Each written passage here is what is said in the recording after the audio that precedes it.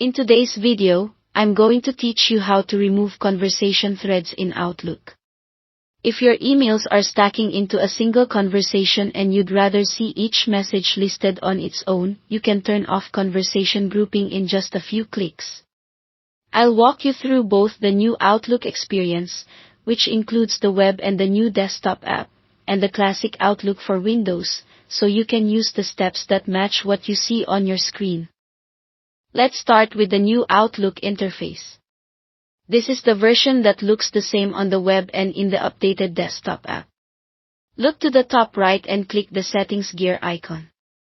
This opens a panel where you can quickly tweak how your inbox looks. Select Mail, then go to Layout. In the Message Organization section, you'll find the option that controls conversation grouping. Turn off conversation grouping to stop Outlook from bundling messages together. Once you toggle this off, your inbox will refresh and each email will appear as its own entry. This change affects the way messages are displayed. It doesn't delete or move anything, so you can switch it back on later if you change your mind. If you don't see the change immediately, give the inbox a second to reload or switch folders and return.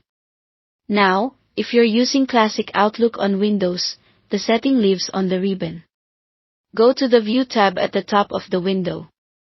In the Messages group, you'll see a checkbox labeled Show as Conversations. Uncheck that box to turn off Conversation View. Outlook will then ask where you want this change to apply. Choose this folder if you only want to affect the folder you're currently in, such as your inbox. Choose All Mailboxes if you want to apply it everywhere across all accounts and folders in your profile. If you manage multiple mailboxes or shared folders, applying it to all mailboxes saves time. Again, nothing is deleted, you're simply changing how messages are presented. That's it. You now know how to remove conversation threads in both the new Outlook and Classic Outlook. Thanks for watching and happy emailing.